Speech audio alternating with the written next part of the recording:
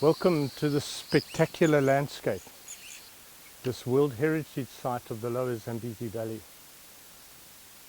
One of the safest homes for the African elephant in relative terms on this planet.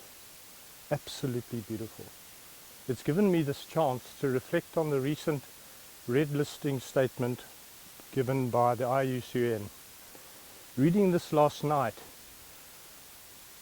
it was incredibly refreshing and invigorated our team when we had a discussion around it, to see that the Iucn statement is saying there are African countries that are taking care of the elephant. These countries require support. The statement goes further to suggest that we've got to look at national economies, habitat loss, communities, and shift the dominant narrative away from just anti-poaching. And for us on the ground, that is so important.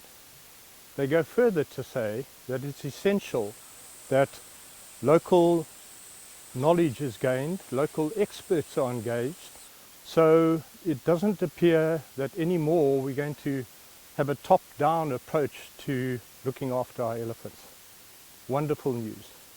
So in closing, I encourage donors, and particularly institutional donors, to take heed of this statement and increase their embrace of the elephant from not just the embattled states and ranges of the elephant, but also those ranges that we are so fortunate to be involved in that are taking care of these special creatures. Thank you.